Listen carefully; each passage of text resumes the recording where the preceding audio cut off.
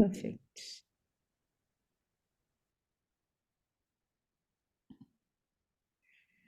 Wonderful. Well, it's so lovely to see so many familiar faces here, and even the ones that are not. Thank you so much for joining us this evening. And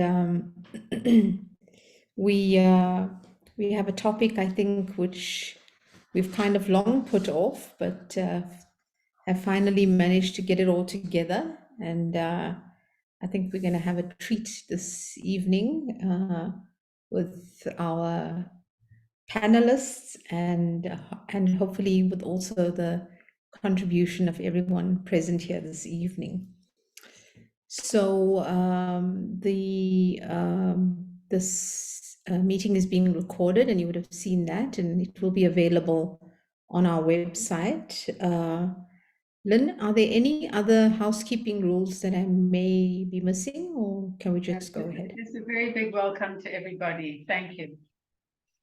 Okay, wonderful.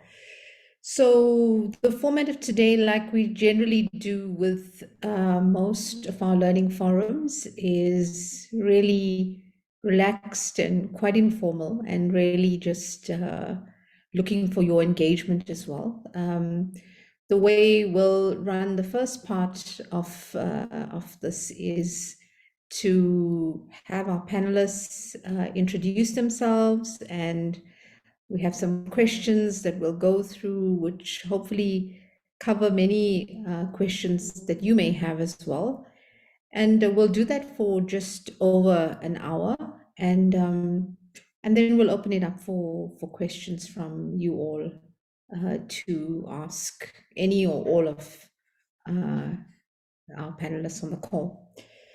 So maybe just to give some context of mindfulness in the corporate setting to start, I think definitely the one thing that's happened over the last few years is it's really made the topic of well-being and mental health emerge as something very topical, especially in the corporate setting. And corporates themselves have been looking for various ways and interventions to help their employees and themselves. And while the context of well-being within the corporate setting is a very complex, multidimensional one, one that I am particularly passionate about as well, and really looking at the systemic causes of mental issues, burnout, stress, etc. in corporate. Definitely, many of our corporates are looking at how can we help our employees in the short term, and what are the interventions that can be used. Many things like yoga, mindfulness, etc., have come into play. Things like coaching, providing support to employees, as well as, of course, other ancillary kind of tools and support structures for them.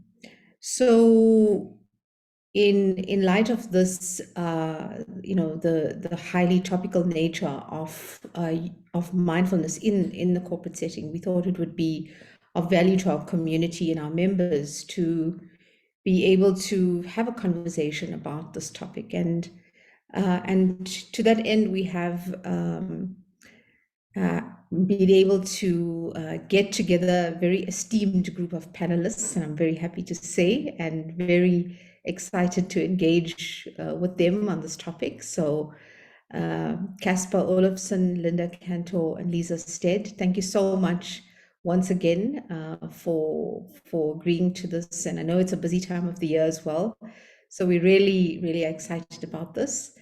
And maybe just to start, I'm always wondering what's the most acceptable way of intros, but I think in order to not kind of do any injustice to any one of you, I'm going to give you the floor, and to please give a short introduction of yourself and your kind of history, and then we'll launch into our questions. So whoever would like to start, please go ahead.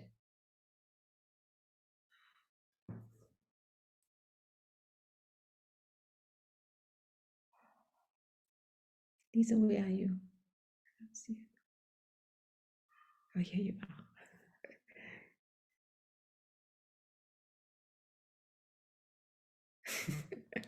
Okay, Liza, I'm going to go with you because you're on the far left corner of my screen.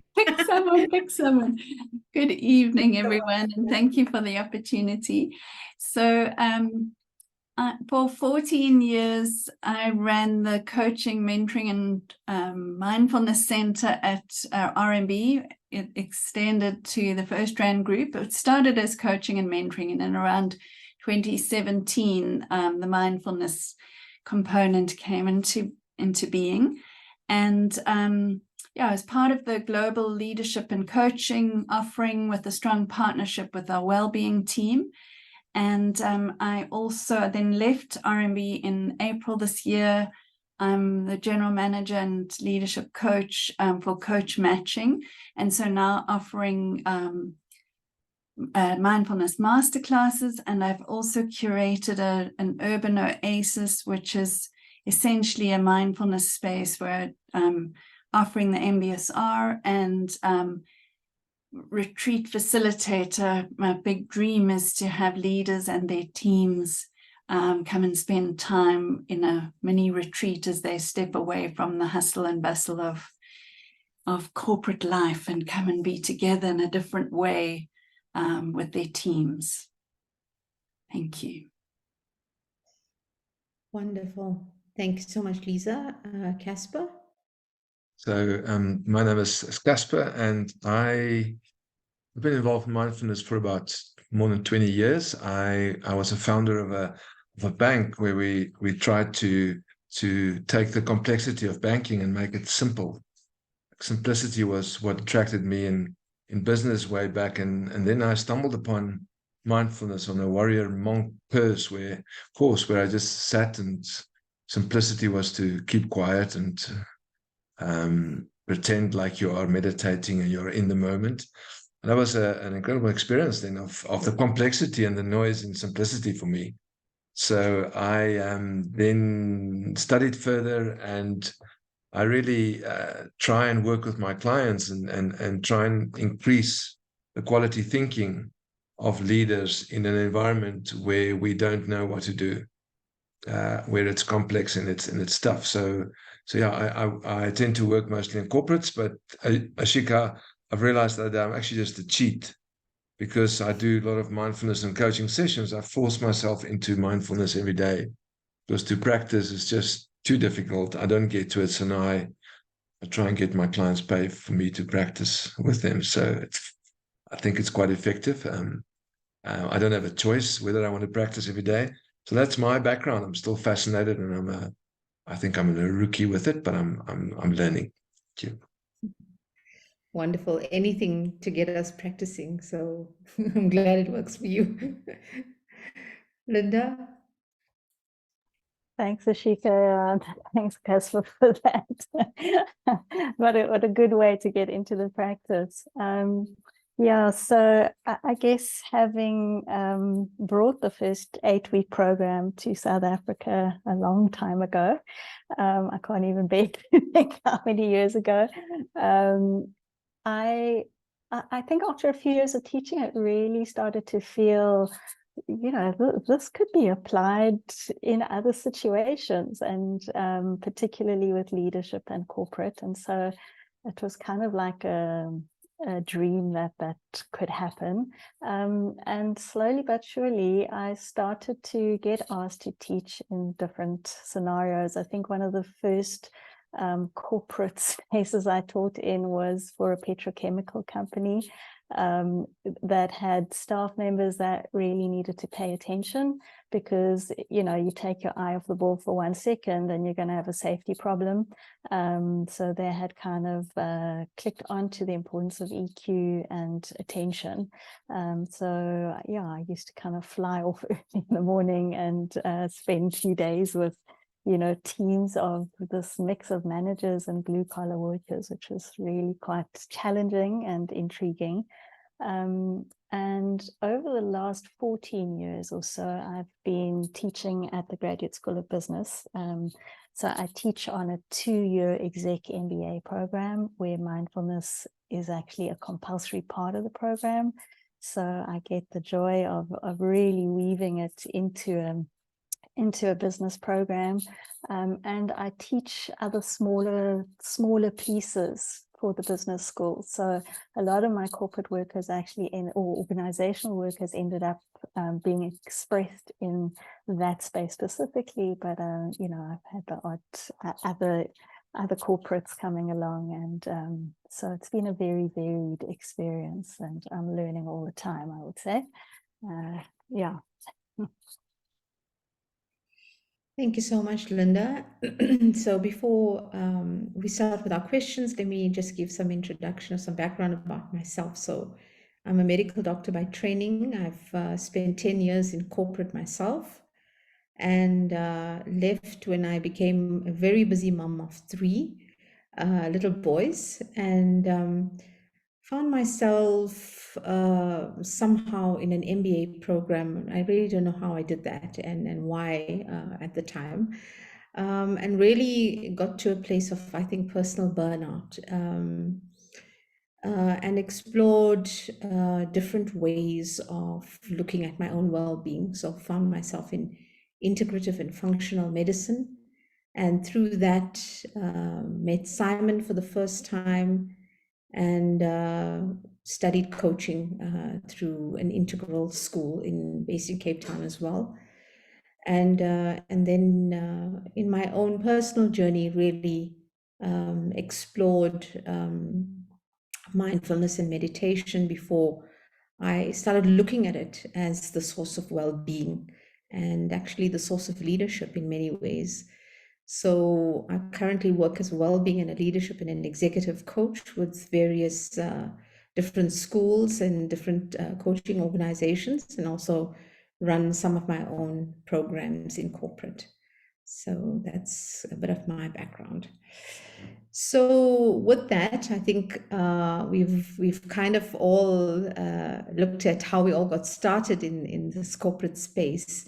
Maybe just to put the question out there, what has your experience been in this corporate space, and how has it perhaps evolved over the years?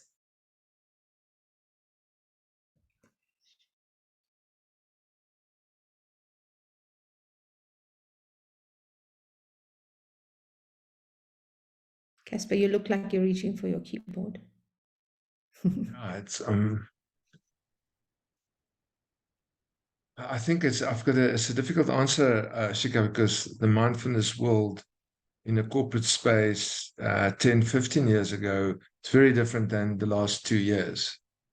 It feels like something else happened over the COVID period. Even 6, 7 years ago, I had to explain to clients why I think it's important to have a mindfulness-based intervention. And now it's more a space of people coming and asking for it, not always knowing what it is and what they will get. So it's I've struggled to find one answer for it. I think it's really evolving and changing as we speak. And also the topic tonight, mindfulness at work or mindfulness in the corporate environment, we have found that with the hybrid model, our clients are not working from home, they are living at work. So it's almost back to just mindfulness. It's not like it's mindfulness in life. Whatever the training or the intervention is, it's not in just a work category anymore. That's my experience. It's really changed and evolved. Yeah, I hope I've answered that more or less.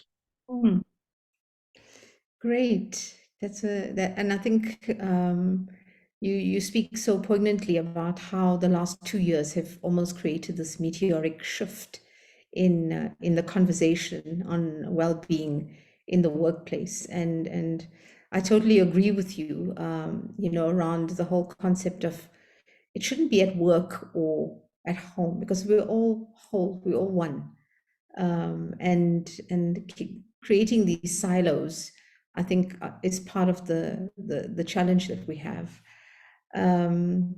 So yeah, and maybe just to offer that question to Liza and Linda, how have you found your offering, or your the way in which you work with corporates shifting and evolving over the last couple of years?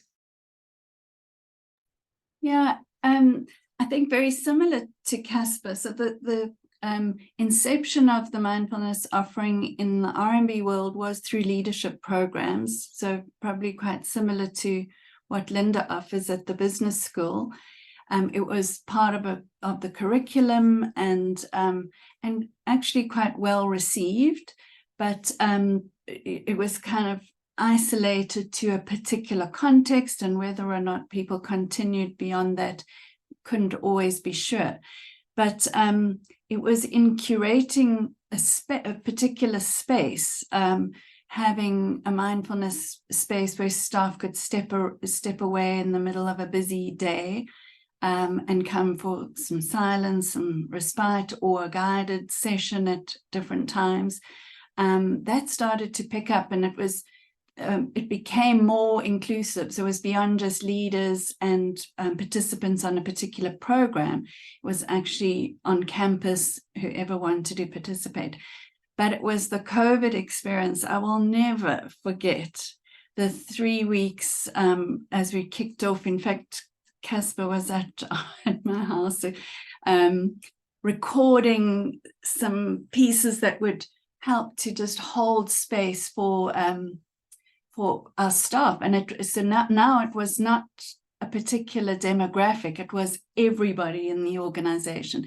And we pivoted to online, and we held space 3 times a day at 8 in the morning, 1 at lunchtime, and 4 in the afternoon. And that was not for leaders, that was for families. And we had Nicola Aylward come and do some recordings of how you could support your children with breathing exercises. And it was beautiful. I've got photographs of families, of children on the other side of the screen. And so we offered this, because it was just accessible. And that's continued. So I think that it's then shifted from the leadership supportive space, where it was for high performance and resilience. It became more of, can we just keep our everything together? So it became very much into the neuroscience of mindfulness, the well-being, and that just didn't go away. I think that fundamentally shifted the offering. Yeah. Mm. Yeah, and I think that's, just looking at that, it's really about the responding and the feeling into the need, and how actually I think it really speaks to the psyche and the mindset shift around what we really need and want in order to really have true well-being. But what a beautiful story about the kids and entire families, and that must have been really special as well. And Linda, how have you found your own kind of work evolving over the recent and maybe even in the long term? Yeah, I think it'll be, I want to just reflect on the long term.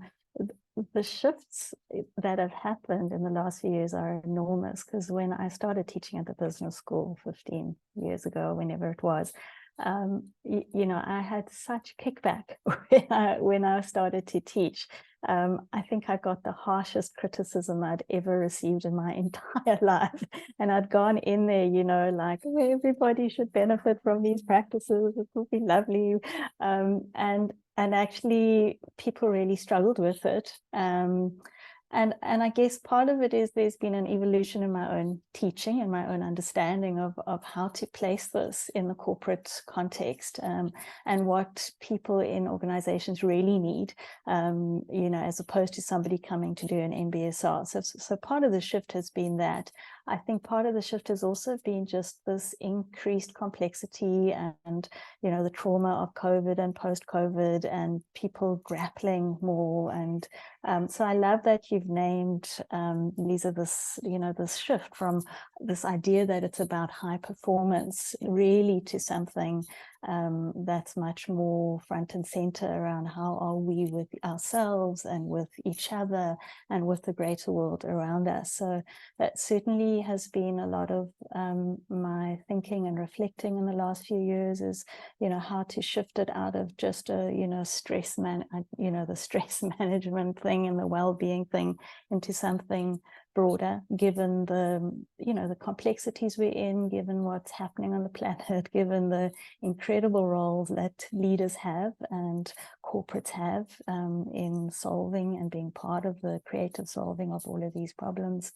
So I think, yeah, so a lot of my shifting in teaching has also been around the shifting context.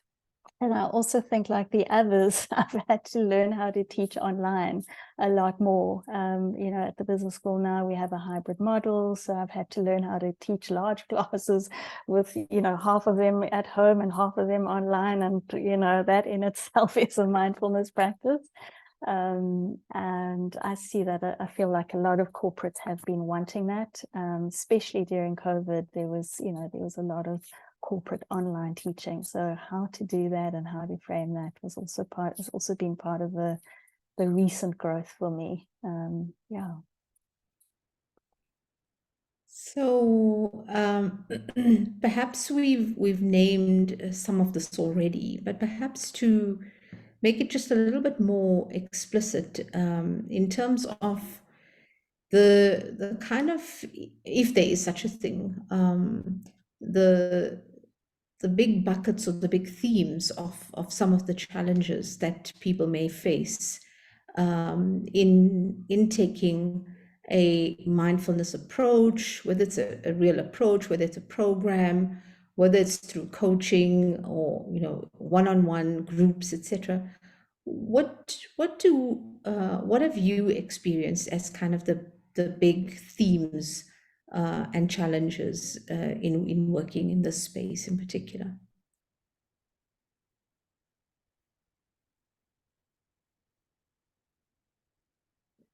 Linda, you're unmuted, so.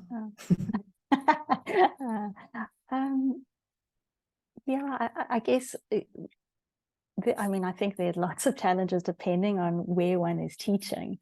But I think often I have found corporates wanting mindfulness to be some kind of magic bullet, you know, like just do these practices and all the, you know, everybody will be feeling much better. And I think that's run the risk of much deeper systemic issues, you know, it being used as some kind of paintbrush to kind of disguise the other systemic issues that might be in a particular organization. So that certainly has been, you know, one challenge is in how to explain that when I'm kind of getting buy-in from people.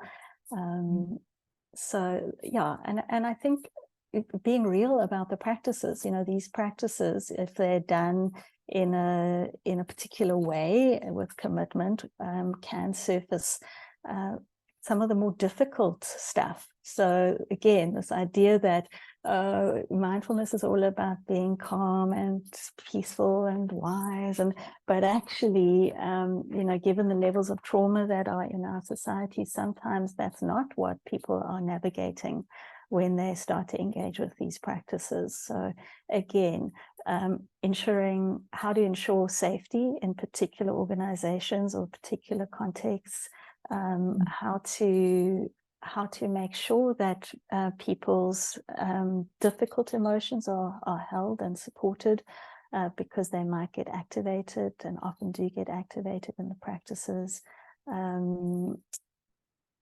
Yeah, so those are some of the, there's much more, in terms of what happens in organizations. For example, if an organization comes and they want it to be compulsory for everybody, and then there's a kind of in-group or an out, or it's not compulsory, and then there's a kind of in-group and an out-group, people who are doing the practices and who've done a mindfulness program, and those people who haven't. So I think there's other interesting layers to the conversation and other interesting challenges to bringing it into corporate spaces.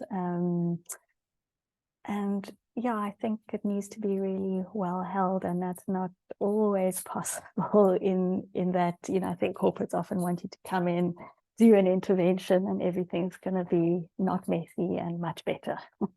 And it's not always the case. Yeah.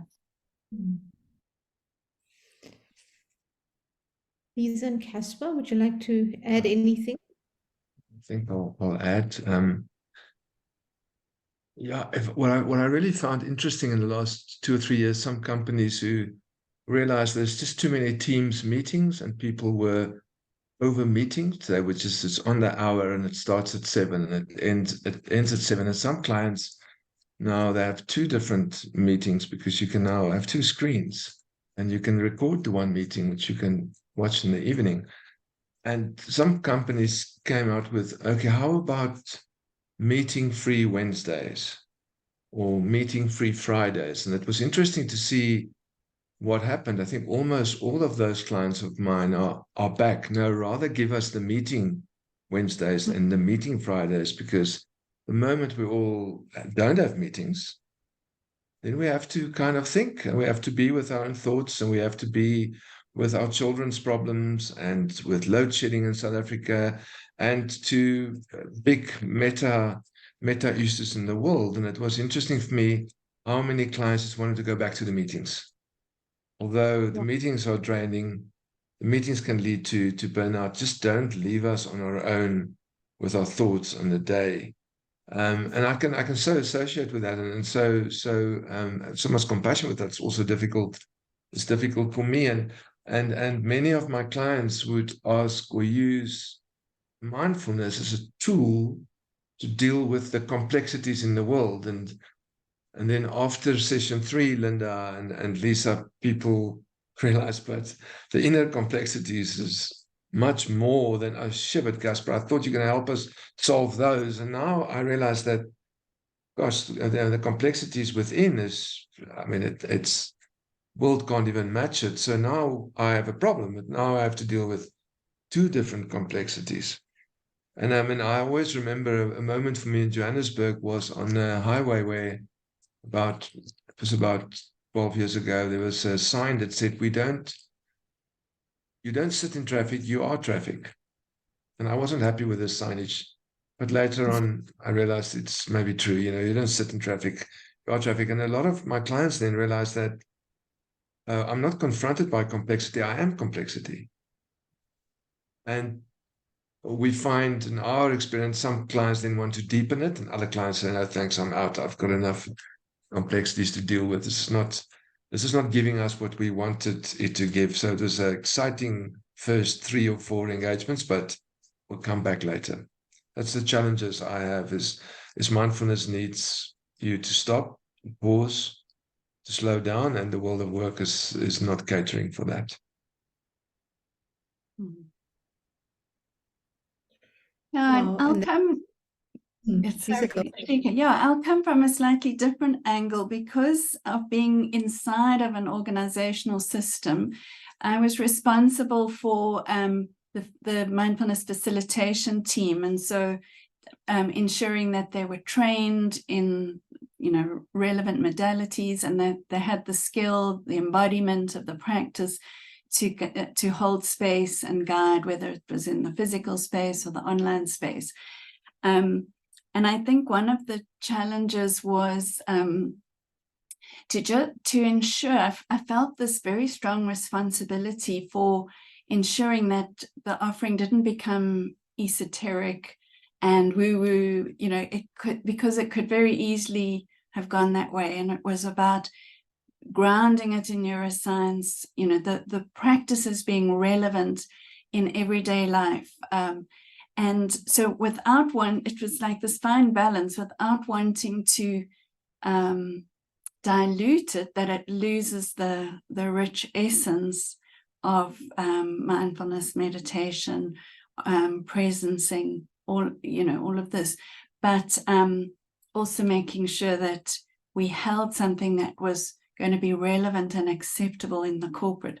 And it might seem like a strange thing, but I did have to have some challenging conversations with the facilitator too about, can we just think about, what would be acceptable? And it feels a little controlling, but I think it was about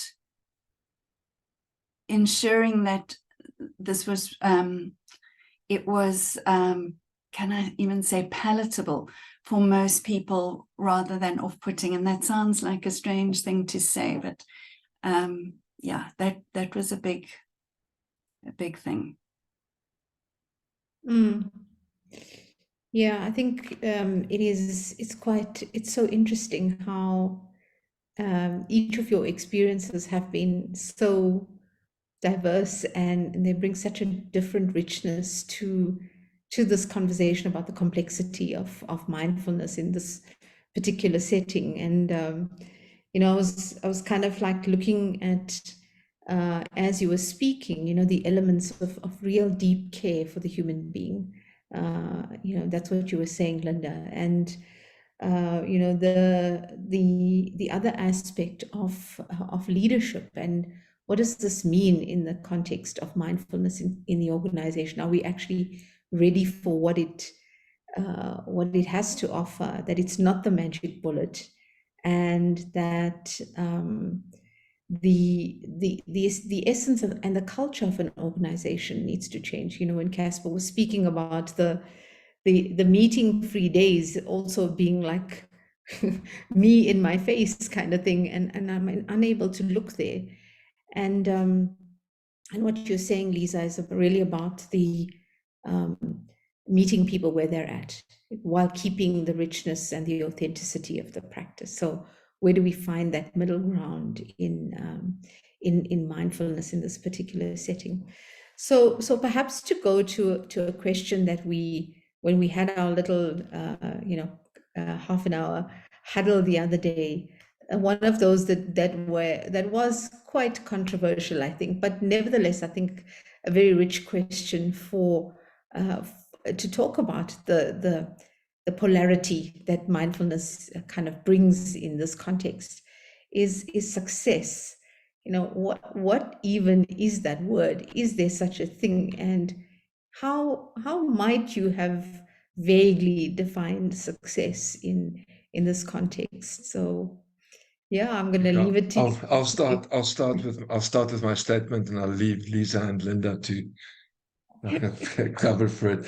But it was funny when we had that conversation, because I said, well, it's very difficult to know the successes of mindfulness, apart from the fact that at a fast-moving retail client where 6 of the 15 executives resigned after 6 months, that's my success story of mindfulness. Because if you really, really pause and you really, really look into yourself in a capitalist environment, then so it depends where success is defined from. Please, Linda, please, Liza, help. It's not necessarily the only success, but it's tough. It's tough because if mindfulness is really, really successful and we all really look inwards, and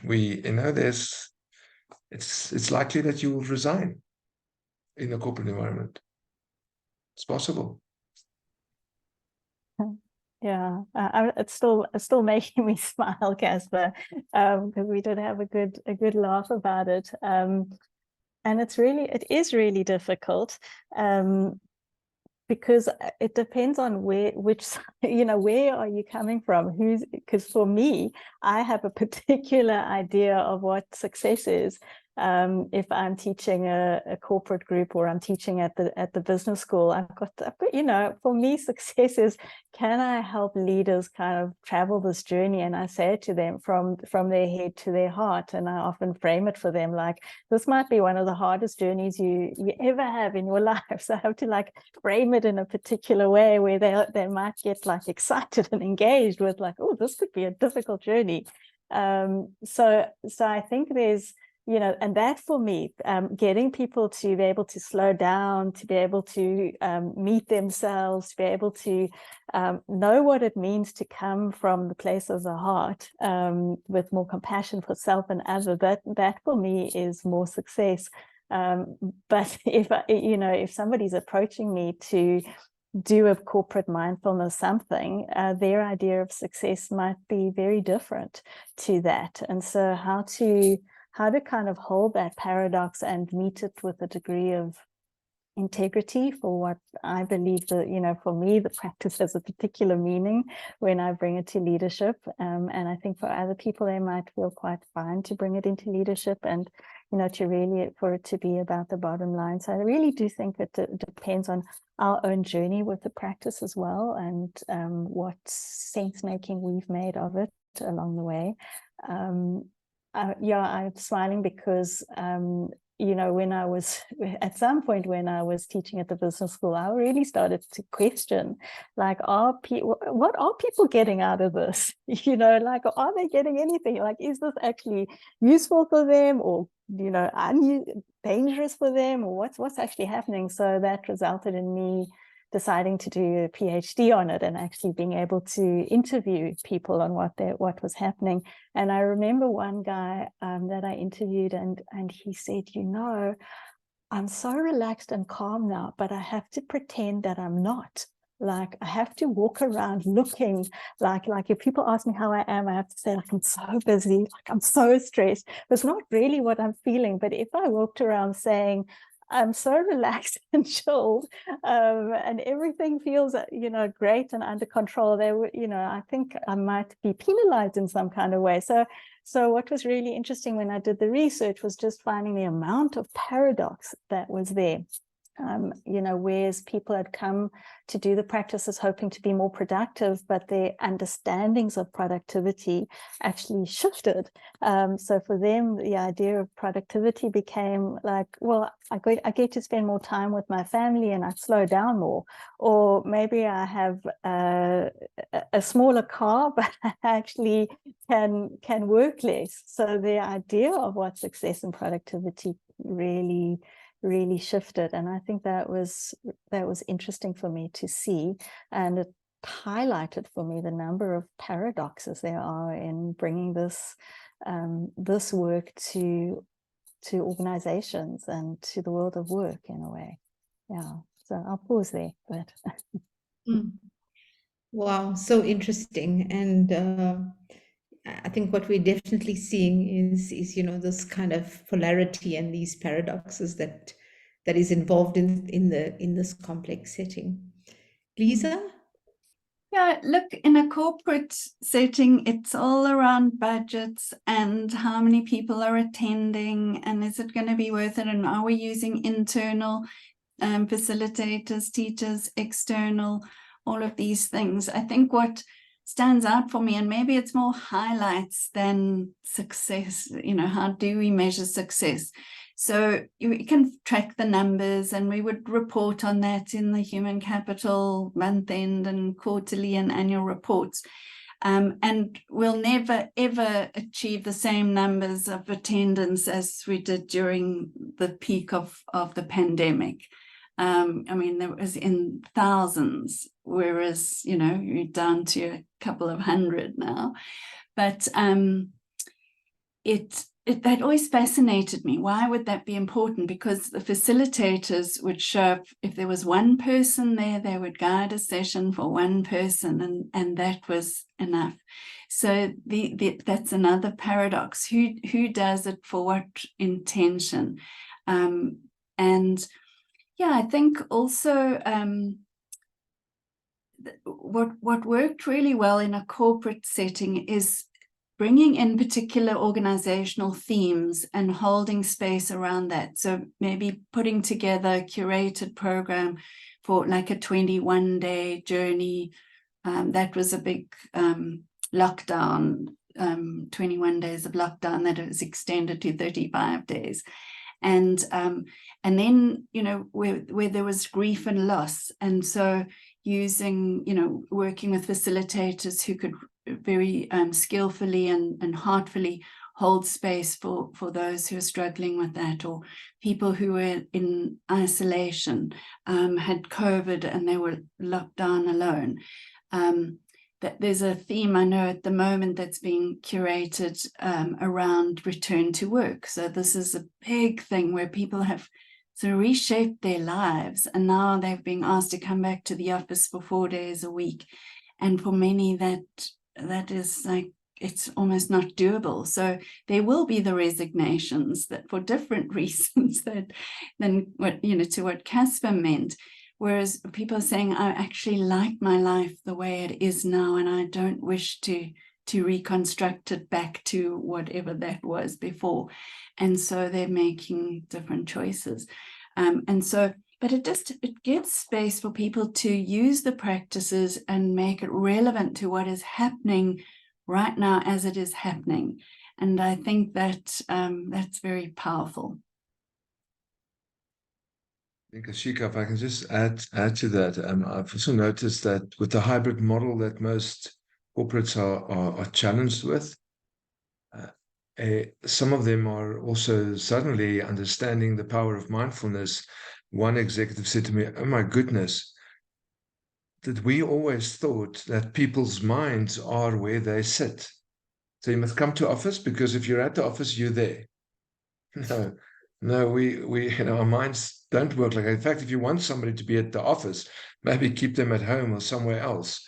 Then their mind might go to the office. So it's that belief that we had is where somebody sits, that's where their mind is. So suddenly for some of these executives, this hybrid model is a totally new challenge, because we always thinking almost like the industrial age. We think where the corpse or the body is the intellect and the work. Well, that's not true. It's true maybe in a factory that manufactures high, intense, heavy material, but not in a thinking world. So that's an interesting debate. And I think for many of my executives, the penny is dropping. Oh, we can't control our minds. Our minds are, we paid to control our minds, but we can't. So I love the fact that there's meta questions that's coming up about where is the mind? Powerful. And in my own personal experience, I use I predominantly coach one-on-one, and what I find is there's a very, for me, clear the clear importance of timing in when coaching one-on-one in terms of, it's interesting because a lot of clients actually choose me because of the work that I've done in mindfulness. And yet when we start with the coaching, it's almost like there's a bit of a back away, from doing the practices themselves. And it takes a good few sessions before we're able to really get into the practices themselves and work with that, from a very tangible perspective. So what I find is meeting people where they're at is the biggest lesson, or the biggest way I can say, in whatever way success, I could see people benefiting from it. And I think the second thing for me is really to hold the space for them, and the care and the safety. And I think that's often what people are looking for, maybe without clearly articulating it. So it's interesting, Linda, you were mentioning, are people getting anything out of it? And we wonder about this. And we've been talking for quite a while now about, the corporate side and our clients and the work that we've been doing. But maybe let's just flip some of the questions around to us. And as practitioners working in the space, what keeps you doing the work that you're doing? And how fulfilling are you finding this work? I'm smiling because Linda's smiling, and that means something interesting. Yeah, thanks, Ashika. I guess there's a lot to say on that too. For me, it's been, such a huge personal journey from the time of teaching at the business school and getting that, really terrible feedback, which is kind of anonymous feedback from students around, these practices and me. And it's really interesting because something in me persisted despite that. So, whereas a lot of my friends were like, well, you don't have to do this, just like, don't do it anymore. But there was just, it's making me, the question's making me reflect on what was it that kept me going. And I think there's something about really perceiving this deep thirst that I guess a lot of the people that I've taught weren't aware of when they started, but this deep thirst to slow down and to be in their lives in a different way.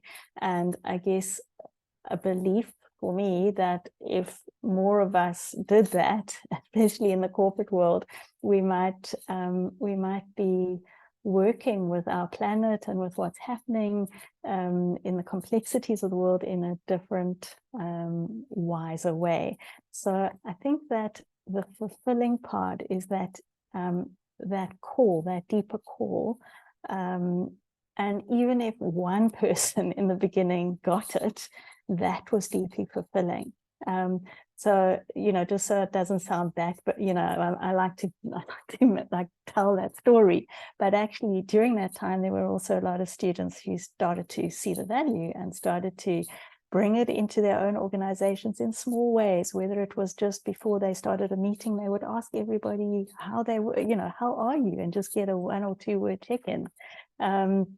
Or they would just start a meeting with silence for a minute, and some of them brought bells, and so I started to hear some of these stories that those people that were catching on started to use it in really interesting ways, and those stories really were fulfilling. They started to answer that kind of heart call of, oh, okay, this could spread in really interesting and unusual and creative ways, because it's really clear and became really clear to me that the full MBSR is not what was going to be useful in these spaces, but really giving people touch points was and small practices that could be very helpful to them. So I think that's been the fulfilling for me, is seeing those movements and seeing that growth, and meeting that deeper call inside of me, which hasn't been easy. I guess there are times where I'm like, what? But there's a it's very, very fulfilling when you see people actually engaging. Yeah, and asking questions like Casper's, asking what is the mind, and recognizing these aspects. Yeah.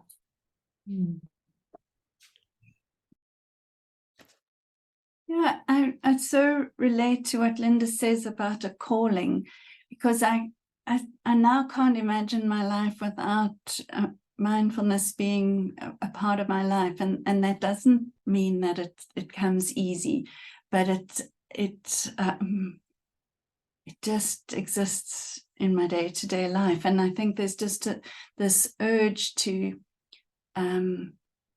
enable others to have that experience too, to know how it can make such a fundamental difference. And if I think about the number of hours that people spend in the workspace with colleagues, and how different it can be. I mean, I was just reading Alex's questions, and we can come to that in the chat, about micro practices. And I think that for me was the challenge, was to find ways that allowed it to be accessible in everyday life. So it's not about sitting for half an hour or going on a 1-week silent retreat. It's how do you infuse that experience in smaller opportunities. So a 3-step breathing space, for example, absolutely a leader who knows to start a meeting with a minute of silence or a 3-step breathing space practice can fundamentally change the quality of the conversation in that meeting or workshop or whatever. Or, I know that Casper talks about when you have that cup of coffee, have that cup of coffee. And there's very much a cappuccino culture on campus. So go walk downstairs, take the stairs instead of the lift, get your cappuccino and have that cappuccino. And maybe you're going to greet somebody along the way and pause and really just be with that person. Ask them how they are and really listen and notice how they are responding to you. So just little things like that, practical ways. So I definitely also heard how people said that this had made such a difference to their lives. And so that just brings joy over and over and over again. It does make a difference. And I've also had people say, well, I just don't get this. I've tried it and I don't get it. And I love that too is not about our performance. It's just, they're led or it doesn't make sense, and that's okay. There's no need for it to be a particular way, but you provide the opportunity. Yeah, I just want to add to that, Liza, that when I started to teach at the business school and I got this feedback, the head of the program, I went to him and I said, do you want me to actually carry on teaching? And he actually said, yes, I want to increase your hours. And I was like, and he said to me something that I'll never forget. He said, you are sowing the seeds for them now. And it's really interesting because sometimes, like years later, I get people coming up to me and they're like, I was in your class and now I'm getting it. Like something happened to me last year and I went through some kind of crisis or whatever. And I didn't get those practices then when you were teaching me, but now I understand what you were saying. So, he was absolutely right that what was happening, even though there was resistance or they weren't getting it, is that little seeds were being dropped. And I guess not for everybody, but, it's helpful. It's really been helpful for me to think about it in that way along the way. Ashika, for me, it's, the question is, how fulfilling this is. I notice on my list, it's how many of my reasons why do this is kind of selfish. I think the first one is, as I said earlier, it forces me into practice. And I don't think I would have done all the practice I do if it's not with my clients sitting. So that's definitely, and practice works for me. And it does, I think it does help me deal or live in this world in a different way. And also it also reminds me never to go back to the corporate. It's a kind of almost a thank you for reminding me not to go back to where you are kind of thing. Not that I share that with my clients, but and I know I have a creative mind. I like to be creative, and I find mindfulness is such a beautiful, basic, simple thing, and I like to be creative with it. I find it very stimulating to come up with creative ideas, almost that the client shouldn't know that they've done mindfulness practices. It's almost like, yes, there is the formal practices, but in a corporate environment, how can one just bring in presencing practices that they don't even know they are doing? So that's my creative mind. And I've always been fascinated by ecosystems. Where I studied economics, and economics it means housekeeping. That's what economics means. And for me, I'm interested in the housekeeping of my mind. How can I kind of housekeep my mind? Because if I do some housekeeping, I've got more space for other things. And the same with my clients. I've sometimes explained to them they're in the business of economics. This is a form of housekeeping. And if we do this housekeeping, it's much nicer to live in that house.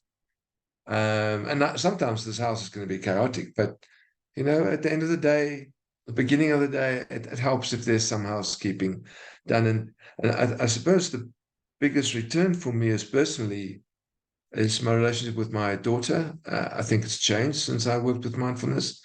Definitely with my dog, definitely with, I see stuff in my garden I've never seen. And clients come back and interesting how often they say the impact has been at home. It's been at home. The benefits that they hear is the daughter of this or the son or someone says, "Ah, Dad, you say hello slightly different." So that's where I think I hope I have an impact on the world, but it's mostly a reminder for me to do my own practice, which is quite difficult at times. So I think it's difficult to own just that what's fulfilling by not owning the benefits I get. What beautiful answers and experiences I think each of you have brought. And I just want to echo some of the themes that you've mentioned. I think for me as well, it's definitely about sowing those seeds. And I always think of, a stone falling into a pond and creating that ripple. And I find that the easiest, probably, what's the word I'm looking for? Stealthy way of working with clients is actually bringing home the impact on our children. And the minute you say that, you can see people, already start to listen deeper, because our children we've never lived in the age that they're living in. And the pace of change and the impact of technology on them, and the lack of clear boundaries around how they use that in a healthy way. So what I find is oftentimes in coaching a person, you're coaching the whole being, and if they're parents, you have a much easier why in introducing the practices to them. So lovely, and what beautiful heart-opening experiences each of you have had in your different ways. So maybe time for one other question before we open to our friends on the call for their questions to you. What do you think are some of the unmet needs? What is there still to kind of fill here? What might be missing that maybe we don't have the answer to yet, but really just what are the gaps and needs out there that we may be able to still work on, either to talk about, if not work on some type of solution. I'm thinking about an earlier comment about the busyness. Somebody saying, I think it was Linda's participant who said, I don't know how to answer because I'm supposed to say how busy I am. And I think there is this paradigm about you've always got to be busy, and that it's almost poo-pooed to be able to take some slow time, to be able to retreat a little, and by that I'm back to, it's not a week away in silence. It can be an hour, it can be an afternoon, but even with the team, to actually stop sort of elevating the busyness and the high performance. And yes, I know people are thinking about it differently, but it's just a pause, and then things don't shift. But to really understand the power of that it's in that you can be more. And I think that there's a magic around that. It's like what you do in your private life, you can do in your private life, but it's even more powerful if you bring that to the many endless hours that you spend in the workspace.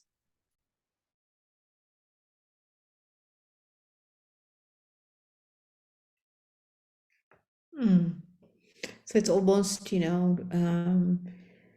really bringing the space and the pausing and the slowing down almost, and kind of in a way, I'm not sure if that would ever be normalized, but it's definitely bring some acceptance to some degree to that, and that it's in that pausing that productivity could be redefined. And it's not about quantity, it's probably about the quality of the presence that you bring to the work that you do.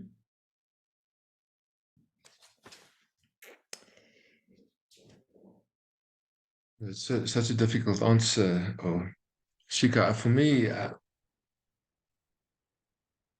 unmet need would be, I think, for people to first understand that they are not separated from, that work is not separated from life, and well-being is not a function at HR. I think we still, and I still live in a separate world. I go to another place on holiday, and I go to work, and I go to a place to socialize, and I think it's an unmet need is to understand that these things are not separated. I mean, we're not separated. It's still treating a mindfulness presence or being present as a tool in a certain environment to get a certain outcome. For me, the unmet need is still to find a way for people to understand it's not an extra or something. This is a way of being. And I'm not sure, I'm struggling to sell that to myself, never mind to clients. But for me, that's an unmet need. It's still being treated as something separate.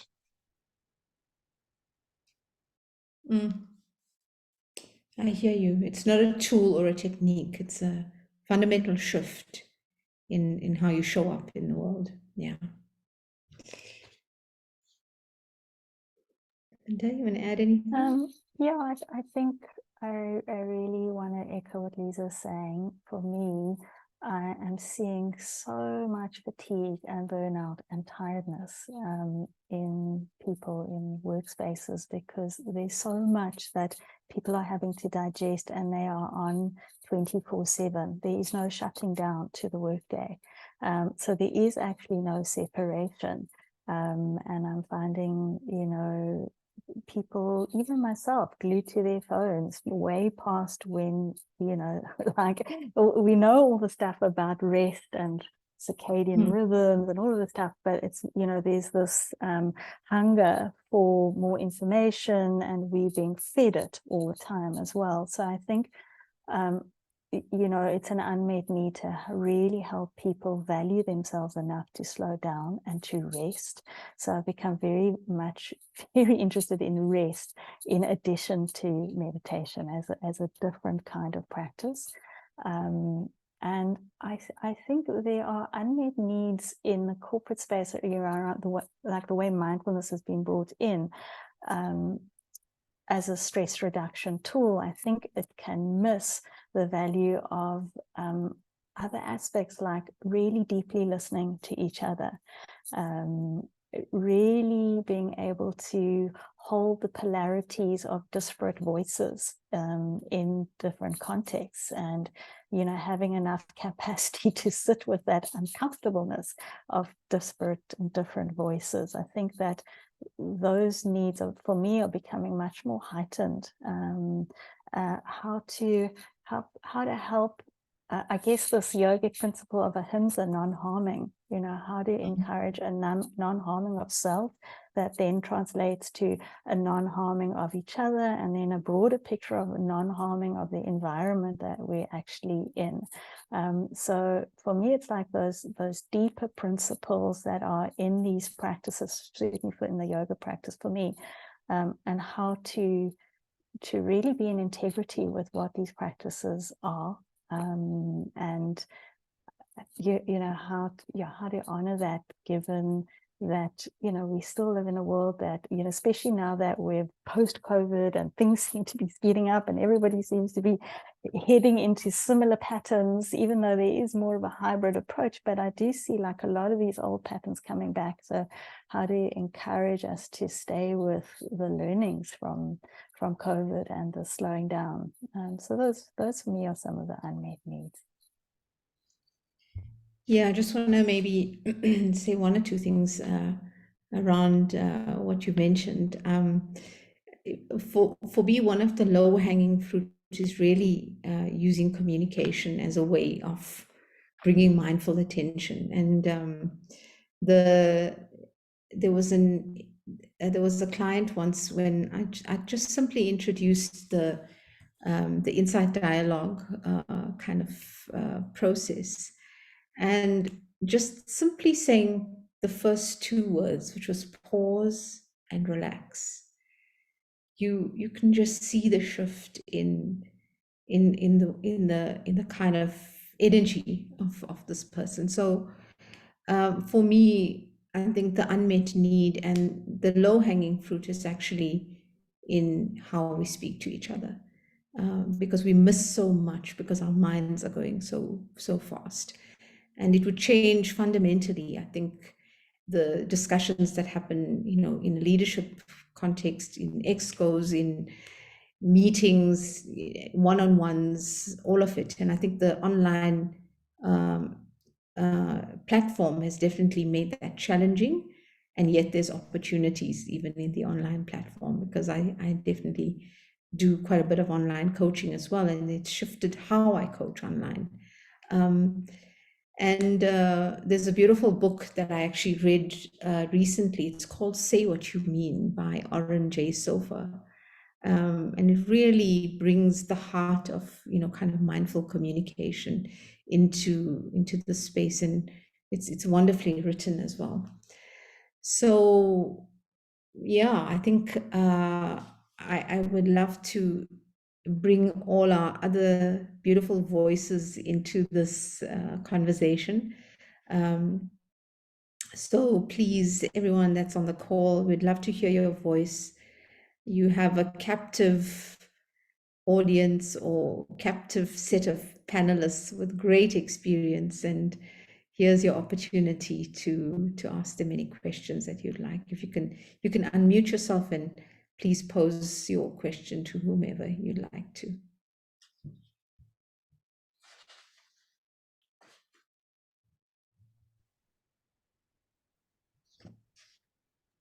I think Louise has her hand up. Louise, go ahead. Hi.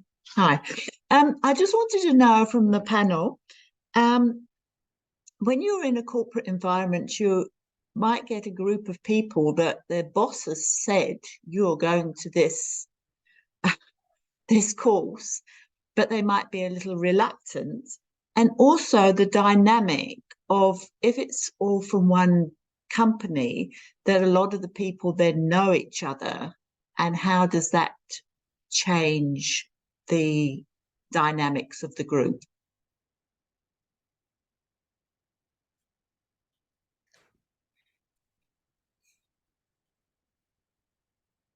Who would like to answer that? I'll try and answer part of that, Louise. I think it's such an important point. I mean, having this group have just been told they have to do this mindfulness thing.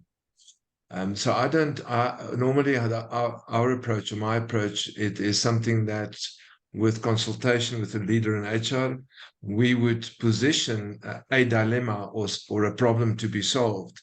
And part of the problem that they want to solve, whether it be burnout or they're struggling with decision making in a complex environment, whatever that problem is, if mindfulness doesn't sit comfortably and fit that comfortably, it would be very difficult to just start mindfulness with everyone. So we normally position a solution, and one part of the solution is, or one stage of it would be a practice in mindfulness, and it might go through the whole intervention where we deal with whatever the complex issue is. So it's a thread that goes through, or it's one or two once-off interventions, but it has to make sense, business sense, to the team or the group.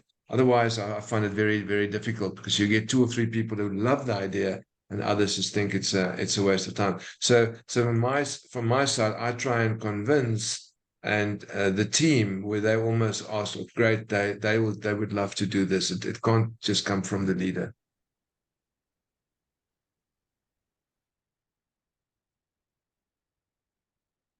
And the dynamics in the group of knowing each other? I was hoping that Linda or Liza would answer, but I think that's a reality that's there. So normally we bring in what we call just enabling constraints, and we say this is a personal process. Please go as deep as you would like, and respect the container. Use your common sense, and for mindfulness people to practice, they need to have some psychological safety. It was easier to do it on a virtual platform. That was the part that was easier on a virtual platform. But sometimes in a group or in a boardroom where we sit together, some with their eyes closed, that's quite an edge for some people in the corporate environment, a significant edge that one has to. And again, we try and have a conversation about it, and we kind of nudge people into using common sense on what they want to share, how they want to share it. It is, after all, not a mindfulness retreat. But in general, we find people are quite good with that. The mindfulness practice itself brings in tranquility and ease, gives them a way of managing boundaries and knowing what they want. So it's almost it works with itself once you've started. I don't know, Linda, Liza, maybe you have more details I think on that. it's not too dissimilar from any other group in a way that you're forming and contracting and providing the container. I think the mindfulness practices themselves will be able to speak to that. Nobody has to share, nobody has to take it on. It's all a choice. I think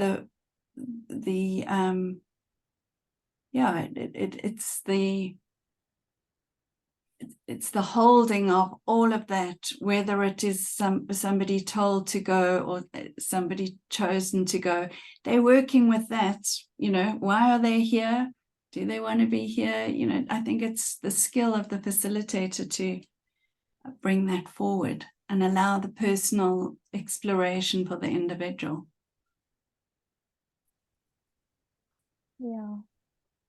Yeah, I think those are beautiful answers from both Casper and Liza, and I can only just echo the value of really making everything invitational, so that even if people feel like they're there and it's compulsory or whatever the organization has told them to come, that when they're in that space, making the space really compassionate, really non-judgmental, and safe, for them to explore in whatever way is okay. So I've learned along the way to be very fluid around that. And so for some people, being safe might still be, first of all, I might offer them that they could do any practice in their own mind, that they might have their own prayer practice or some other practice that they feel more comfortable with, and that they could use the space to do that. Or they can use the space just to be interested and curious and to question with me, and to have the conversation about what they're noticing or what their edge is. So I guess there's no magic answer to this except for just doing one's best to facilitate, to contract for safety in the beginning, to make sure that people know what it is from the offset. So to really make sure that people are informed as best you can. That's not always possible depending on the brief that I've had. But especially letting management, or the kind of HR, know what this is and what might unfold. I've found that quite important, to be transparent around the practices and what they entail and what they're about. but also giving people lots of flexibility and fluidity within the sessions to explore in a way that is meaningful and right for them. And sometimes that's been challenging because I've like run, walking meditation in gardens where some people have, their walking meditation has been having a cigarette on the side, and that's been what they've done. And, just bringing curiosity to that would be the invitation. So, yeah. And I guess, it's again very difficult when they're different members of a team and a boss all in the same group, because again, safety will be compromised or impacted in one way or another. So bringing awareness to that even before the intervention has happened, I think is useful. Yeah. Thank you. Thank you, Louise, for your question. Amina, you have your hand up. You can unmute yourself and ask. Yes, yeah, thank you so much. I've had a lot that I had to note down. So I have like a question that has, it's two in one, in the sense that my first question was going to be, is there like a tool to measure mindfulness? But then I remember Casper mentioned that this is not a tool, because he was getting deeper into a person's feelings. Mind you, this is my first time to attend a mindful session. I'm a coach. So I'm looking at, as you have a group of people or a team, letting them go towards their feelings of appreciative of every moment, being mindful. This is just my mind imagining how it is. So you're in this space, you're slowing down, pausing, taking a minute to see that, okay, this is a flower, Casper said. You smell the coffee. You're no longer going to run over things without taking your time to see them, so everything that happens to you or you're coming across, you're trying to find meaning into it. So is there a way you can tell that your team, from when you started with them, they were unaware, they were unconscious in that aspect, they did not know much, or they did things just for the sake of doing them? But after mindful lessons or sessions, you're seeing how the value is coming in, how they're pausing, how things mean to them, how the purpose created. Is there a way around mindfulness sessions that you can tell that now my team has reached midway or has moved away from zero to, so that's something, that's my question. And to add on something, Linda talked of value, that you've got to value yourself. So perhaps, is there a self-awareness again attached into mindfulness where you encourage your people to be self-aware, to be able to move forward? Or there's a disconnection between self-awareness and, so thank you. Thank you, Amina.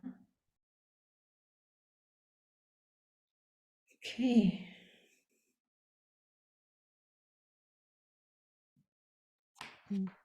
So I'll try and roll the answer, and hopefully the other two will step in. So, I think there certainly are mindfulness scales that have been developed over the last year and the last decade or so that one could find out more about and use. And there, I would also think that there are self-compassion scales and measures. So when you're looking at value and valuing oneself, I think there would be a link between self-compassion and valuing oneself. But I often think that maybe the better measurement is asking members of their families how they are experiencing them once they've kind of gone through a program. I often think that that's where the real interesting data is. So I'd love to hear from the other two.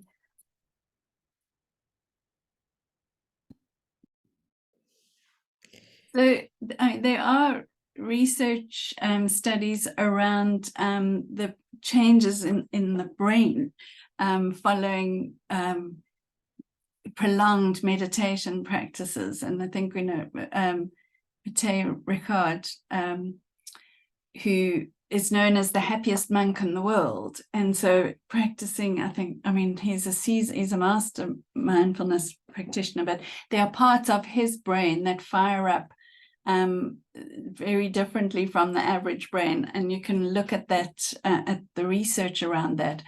But I think it's largely self-determined. I think people who have practiced mindfulness over time can feel the physiological shift within themselves, and they know that they somehow are different. And it doesn't make you perfect. It makes you aware.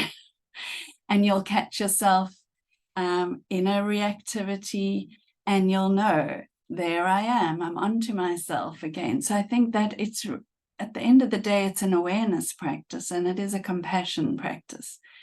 And so I'm sure, I love Linda's suggestion, you have to ask those around you. You might feel it in yourself, but I think it's asking for feedback, experiencing the feedback, that. Amina, that's a beautiful question that you ask, because I get asked a lot by clients and I don't know what to answer. I don't know how to answer it. And if you ask what are our success stories, I don't have the data. Can't really tell. That's when you need Simon Weitzman to be on this call, or Dr. Simon Weitzman, just in case he is here. But to kind of give us the real, maybe the science or the research. And Linda, thank you for giving some of that. It's a very, very difficult question to ask. How do we know it's worked? And it's and also because mindfulness is not a skill that comes from outside. It's not like if I want to play tennis, I'm going to learn how to play tennis. I don't have it latently. It's not in me. I need books and content and information. And the more I learn about it, maybe the better I can play. But mindfulness, it's in us already. We have it. It's not something from the outside. It's something that we should practice and develop. So it seeing that you're new in this world, please find us an answer or a tool or something that we can convince our clients. It's a very difficult question to answer for me. I don't know how to answer that. Yeah, I'll just add that, when I started to think about my own research into what was working or was it working, I specifically chose not to use the scales, because my experience in teaching and hearing people's stories was it was so textured and multi-layered that I was worried that a scale would miss some of the depth of the changes, or even some of the challenges or the nuances of what it means to really embrace these practices as a way of life, not just as a tool or as something you're adding on for 10 minutes in your day, but really as something that you want to embrace as part of your life. It felt like a scale was going to miss that, but I'm sure there might be people on this call. In fact, I can see some names of people who have looked at research and who might have some things to add for us on this question. Thank you so very much. Thank you, Amina, for that question, and very thought-provoking, and I'm hoping that you've got some insight into that question, but it's quite a difficult one, as you can see. Alex is asking a question. Alex, can we invite you to bring your voice into the room? You've typed 2 questions in the chat, and we'd love to hear your voice. There you are. Hi, Ashika. I just thought it's easier for everyone also to digest my questions. I reading it instead of just me posing it.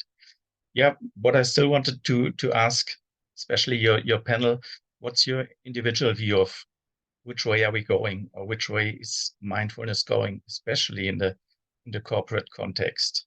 Do you see a broader future? Do you see something that is really establishing itself and it's getting broad? Or is there just a movement more towards like jumping on the bandwagon, and you can get bits and pieces, like you critically call it Mac mindfulness, like the fast food movement? Or might there be something different that we are not even aware or realizing yet? Thank you. Thank you, Alex. Okay, team.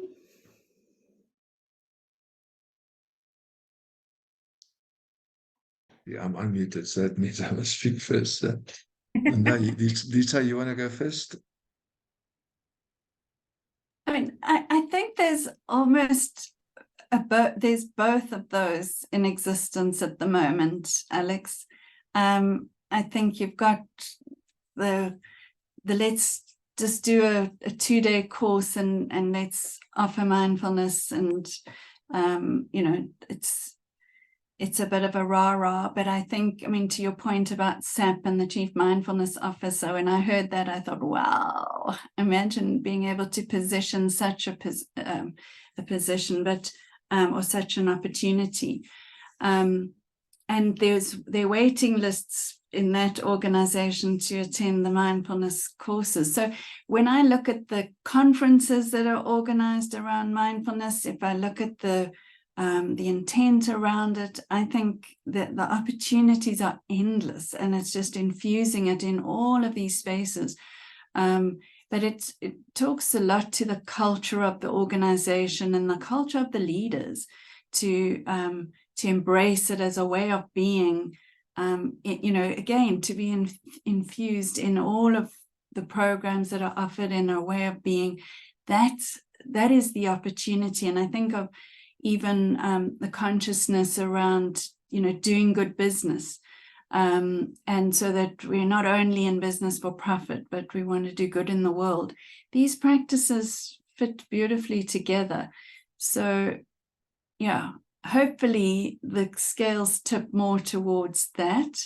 But I think, you know, the whole mindful revolution piece, there is definitely the gimmicky side of it too, and the dilution of it. So I think it's incumbent on the teachers and the practitioners to be able to bring forth the true essence of mindfulness teaching.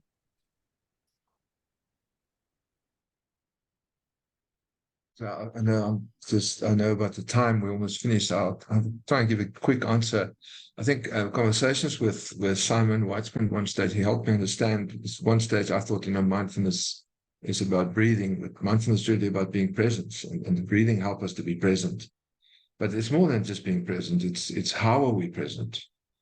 It's the how of the presence that makes you mindful. I mean, I can stand in the queue at the airport. That doesn't mean I'm patient. It's how I stand in the queue that makes me patient. And I think we are forced into a world of the how. There's so many changes that we can't control those changes. If we don't develop an ability to change how we engage with those changes, we're in trouble. So I think, in a way, Alex, mindfulness is coming for us. It's coming towards us the same way that December is coming towards us. For the first time in my career, December is coming this way. Normally I was trying to get to December. I get the feeling that there's something about mindfulness that's coming to us. We have to find a way to change our how in this world. And I also believe from a diet perspective, a balanced diet. And I mean, once every 3 months in McDonald's, come on, it's bloody good. If it's the right place and it's quick. So there's also, I think, place for a healthy diet for the McDonald's here or there. It's my quick answer. Wonderful. Well, that gives us a great way of, I think, concluding our time together. I think it's been really rich, deep, and broad at the same time, and so much of complexity, answers, and more questions probably. And yet I think we all have this interest, and I think we have a place and the opportunity to make an impact in our own ways. And I do believe that corporates, like all systems created by human beings, is the opportunity to create change and to make an impact, and to take ourselves and these institutions, hopefully, to a different level of awakeness and consciousness. So thank you so much, everyone, for giving up the time of your evening. A special thank you to Liza, Casper, and Linda for making this time available and really enriching our conversation. I don't think it's the last one we're going to have, but I really appreciate it. And thank you so much to Lynn and the MISA team for bringing the marketing and for taking all of this this to enrich our conversations of impact in the future. So I look forward to seeing you all at a future call, and thank you so much, everyone. Good evening, and God bless you. Thank you. Thanks, everyone.